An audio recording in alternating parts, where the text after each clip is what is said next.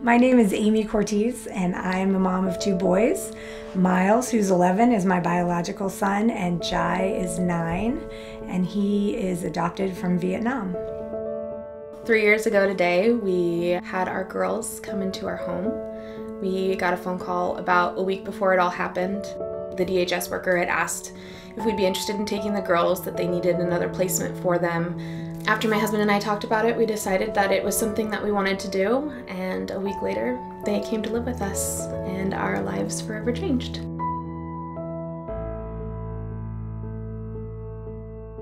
The experience of traveling halfway around the world to meet your son is a little bit mind-boggling. We flew all the way to Ho Chi Minh City, and we're whisked away pretty much immediately to meet our son. And it was very surreal. He was confused and very unsure. And it almost wasn't until I was actually holding him and I saw that I could begin to relate to how bewildered and confused he must be. They were basically like guests, I guess, is what you would say, guests in our home, until we knew otherwise. They came with 3 half-full garbage bags full of clothes and toys, and they were ours. To be honest, we didn't know a whole lot. We didn't really know exactly what to expect. It's been a lot harder than I ever anticipated. You know, I haven't been a parent to a biological child, and I haven't been a parent to, you know, someone who hasn't come from trauma, but it's a hard job. It is a really, really, really hard job, and things come out that, you know, DHS might not have known about. You know, behaviors happen more and more as they're getting more comfortable in the home that they're in. And, you know, my 2-year-old, she was 2, she's now 5.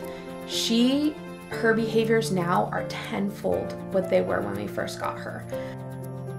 Once we got to kindergarten, I started seeing tantrums and acting out in class just to get attention, and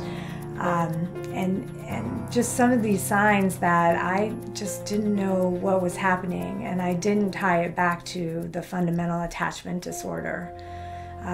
So I found it upon myself to go out and find somebody to help, and thankfully I found Kinship House. They were there to help me connect the dots.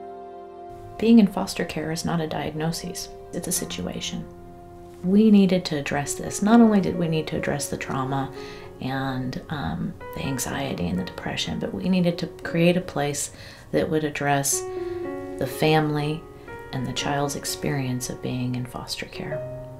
Think about that 4-year-old girl who's standing on the front porch of a house where she's never been before. And she's standing there with a caseworker who's a total stranger to her. And she has a garbage bag with some of her clothes in it and maybe a comfort toy. And she's about ready to go through a door into a strange family with strange people where they do things entirely differently than they were done in her home. Think about what her gyroscope is doing right now. She is completely and totally in turmoil. If you do that to a kid, a young kid, enough times, you will break them. My oldest was born into foster care, and then she moved back with biological mom. Then she went back into foster care. Then she moved in with biological mom, and then she went back into foster care. You know, that does a number on kids. I hate to say it, but over the course of time, we've had many police visits at our house because it gets violent. And I will call 911, and even, you know, these guys, well-meaning guys, come in and say, "Is your daughter in therapy? Have you talked to a doctor?" And I was like, "Oh, are you kidding me? Can't let me count the ones." I mean, it's just, yes, of course, obviously. It's not the kids that need the help or me that needs the help. It's our relationship. It's how are we going to attach? And the only people that really get that are the people here at the Kinship House. My life was really hard, and I didn't understand why, and I didn't know what to do to fix it. And I could have gotten the runaround from a bunch of different doctors trying to diagnose things appropriately. But at Kinship House, not only did I get the appropriate diagnosis right away, but I got a therapist that we could begin working with regularly. And part of the attachment disorder is developing trust. And that happened immediately here. The relationship therapists have with children and the parents is complex and has many layers. The therapist's main job in having a relationship with the child and the family is to provide a framework to create a safe space where past concerns and current behaviors can be explored and where the child and the parent can come up with their own solutions while the therapist holds the space and guides them through their journey. What we try to do is assist people in facing the realities that happen to them. Because if we don't talk about it, if we don't deal with it, then children will think it must be really terrible because the adults won't even talk about it. It's so awful. And what we want to do is normalize, in a way, the experiences for kids so that they don't feel like there's something really weird or wrong with them, and give them a place where they have a freedom to talk about it or play through it. Children use play, whether it's in the sand or whether it's in a playroom, to communicate with us about what's going on inside of their minds and inside their heads. So these kids are reliving trauma that happened to them, and we're there to witness it, and we're there to help them understand what happened.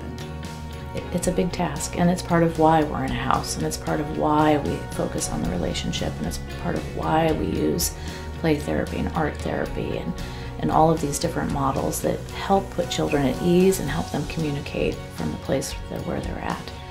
Because if we don't do those simple steps, the child will not be able to see the world in a different way, and they won't believe that people are truly available for them because that's not what they know. This idea of creating that trust in other human beings that they're going to be there for you when you need them does not come naturally to a child who's been abandoned and who has an attachment disorder.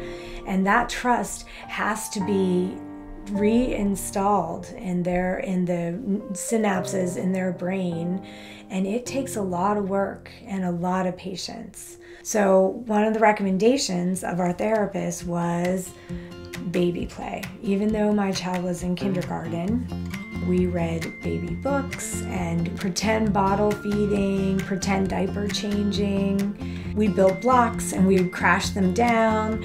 We played house. We did lots of baby play, and it evolved to house or teacher or school. And we still play baby. He likes sometimes to just feel like someone's going to take care of him. And that's such an important part of building that trust and understanding how to address the fundamental causes of attachment.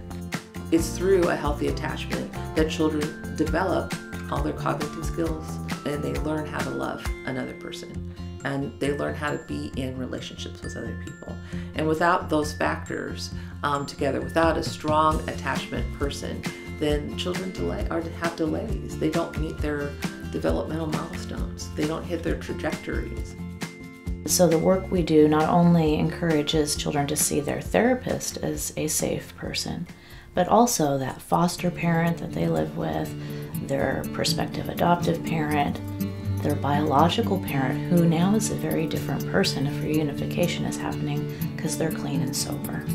So we just build that belief through actual experience of going through the therapy process. Therapy sessions are like little moments of retraining, little moments of a new experience that then you get to take out into the larger world and practice every day. People really don't understand. And I don't blame them, because I never understood at all what an adoptive parent or a foster parent might be going through, because I didn't know the nature of adopted and foster children. I just had no idea. It is very isolating, and Kinship House understands every aspect of what it means to be raising children like mine. We tried to adopt a child that had been abused, both physically and sexually. We thought that if you devote enough love and resources to a situation like that, you could solve the problem. Well, I hate to tell you, it's not so. It takes a lot of work with a lot of folks to get children into the right mental set so that they can deal with life. Unfortunately, the child we tried to adopt is in prison now.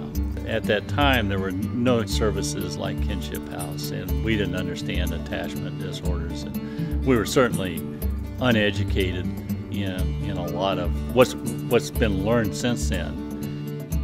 Unless we as a society start dealing with the issue as early as possible so that we don't have to deal with it later in life because it just exacerbates itself. 1 in 4 foster children are homeless when they turn 18. We're providing an opportunity to end a cycle. So many of the children that we see, their parents were involved in foster system themselves, their parents have addiction, their parents were in prison. And so each child and each family that is successful and healthy and permanent and stable, it's changing the next generation. It's changing the story. It's creating a healthier community for my children and for your children and for all of us. We all are connected.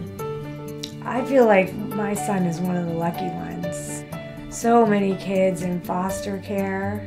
Here in Multnomah County, there are so many children that don't have the same consistency that my boy does. And when you understand attachment disorder, you just understand how important that consistency is. And the children in foster system who maybe have to move from placement to placement, these problems must be compounded immensely. And so I pay tribute to all those foster moms and dads who put in so much time and patience and all the work that they do, because these kids deserve lots of love and it's not easy.